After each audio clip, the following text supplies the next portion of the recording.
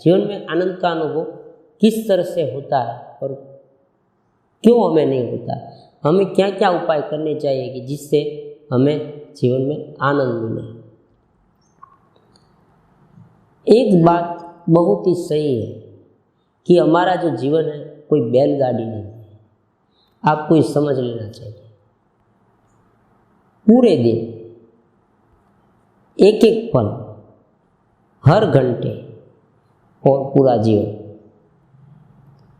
अगर हम कुछ न कुछ असंतोष, स्ट्रेस, चिंता, हताशा में ही बिताते रहे तो इस जीवन का कोई भी उपयोग, वैल्यू नहीं है।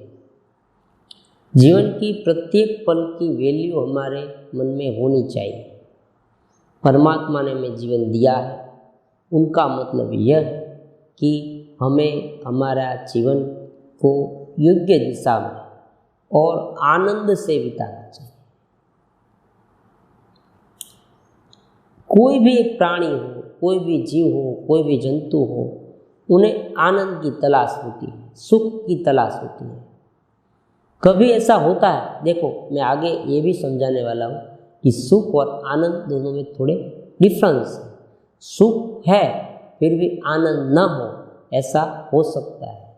प्रत्येक जीव को सुख की तलाश है, आनंद की तलाश है। गाय, काव है या डॉग है, कोई भी जीव, उसे आनंद की तलाश है। एक जगह पे अगर उसे अच्छा मिले तो वो वहाँ ही रहेगा, अगर वहाँ उसे कोई डिफ़िकल्टीज महसूस होगी तो वो दूसरी जगह पे चले जाएगा, क्योंकि उसे आनंद की तलाश है। हम भी इस तरह से कोई भी कार्य करते हैं, थक जाते हैं, उबाऊ, ये सब उबाऊ जिंदगी से थक जाते हैं, तो कुछ ना कुछ हम ऐसी एक्टिविटीज़ करते हैं कि जहाँ से हमें आनंद मिल सके। तो प्रारंभिक बात तो आपको समझ में, हमें और आपको समझ में आ गई कि आनंद की सबको ज़रूरत है। अब दूसरी बात हम ये समझें, तो अब आगे जाके ये समझे कि आनंद का अनुभव कहाँ होता है। वहाँ से हम शुरू करते हैं। हमें आनंद का अनुभव कहाँ होता है? ये हमारी बॉडी, पूरी बॉडी को तो आप जानते हैं। बॉडी में कौन कौन से ऑर्गन्स आते हैं ये भी आप जानते हैं। ये हाथ है, पैर है, ये आँख है, नाक है, मुंह है हमारा, ये कान है, ये सब है। आनंद का अनुभव कहाँ होता है? आनंद का अनुभव हमारे मन में होता है। बहुत आसान सा प्रश्न और आसान सा उत्तर लगता है। अब मन में आनंद आता रहे, ऐसा क्या हो सकता है? दूसरी तरफ मन में आनंद क्यों नहीं आता? मन में दुख क्यों उत्पन्न होता है? अब इस टॉपिक पर हम बात करें तो मैं एक बात आपको समझा दूं कि अगर हमें हमारी इच्छित वस्तु मिले तो हमें आनंद आता है। दूसरी बात, अगर अनुकूल, शारीरिक अनुकूल हो तो भी आनंद आ सकता है। अगर शरीर में कोई पीड़ा हो, आसपास में कोई हमारा जो स्वजन है उसमें भी पीड़ा हो, उसको भी पीड़ा हो, अगर हमें कोई जो फैसिलिटी हो कम मिलती हो, हम तकलीफ में हैं, तो हमें दुख का एहसास होता है। इस तरह से एक बात तो सही है कि मन जो सोचता है वो अगर होगा तो उसे आनंद मिलेगा। आनंद और प्रसन्नता, उत्साह, ये सब हमारे मन में तभी उत्पन्न होंगे जब हमारा जो माइंड है उनसे ऊपर एक स्वतंत्र सत्ता का हमें अनुभव होगा।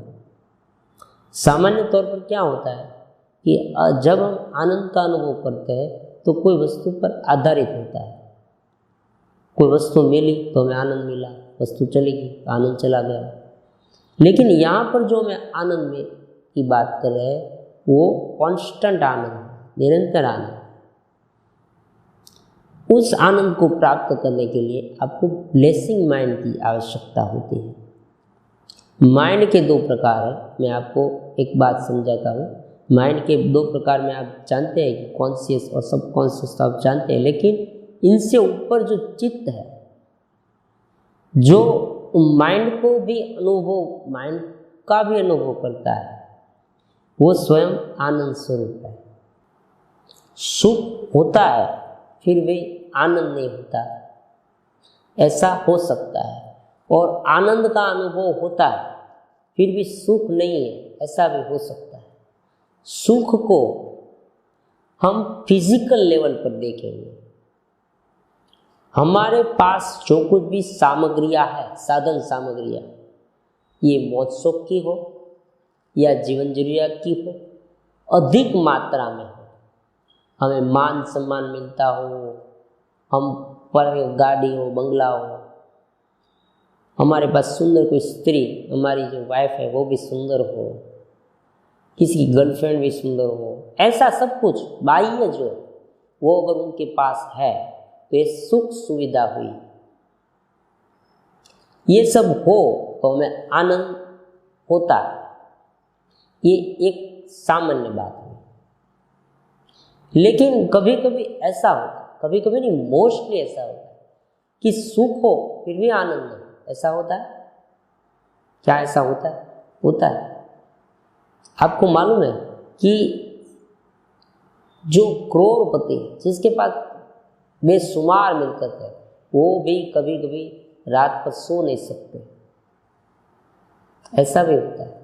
तो उनका मतलब ये हुआ कि वस्तु आपके पास है, लेकिन आपका जो मन है वो ब्लेसिंग नहीं है, मतलब कि अपने आप में परमात्मा से जो आनंद मिलता है उसमें नहीं है, केवल डिपेंडेंट ऑन एक थॉट्स, वन थिंकिंग।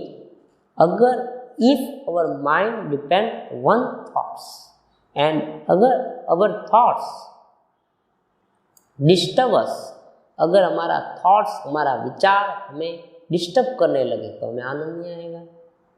सुख है, वस्तु है, लेकिन आनंद नहीं है।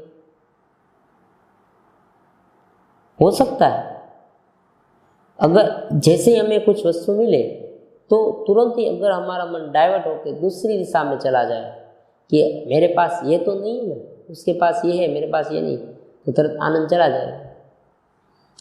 अब उनसे विपरीत, अपोजिट साइड, ऐसा हो सकता है कि वस्तु कम हो फिर भी आनंद हो, ऐसा हो सकता है। ये किस तरह संभव है?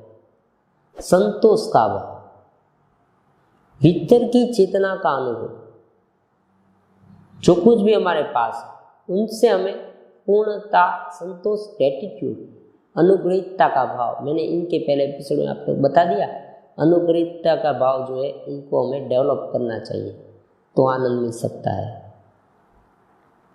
स्वीकार करना चाहिए तो आनंद मिल सकता है। भीतर की चेतना का प्रयास करना चाहिए तो आनंद। तो देखो, सुख कितना हो तो कि आनंद मिले, इनकी कोई लिमिटेशन नहीं है, क्योंकि वो अधिक धीरे धीरे जैसे जैसे हमें वस्तु मिलती जाती है ना, वैसे वैसे हमारी इच्छाएं भी आगे बढ़ती जाती है, क्योंकि एक माइंड का एक पैटर्न बन गया है।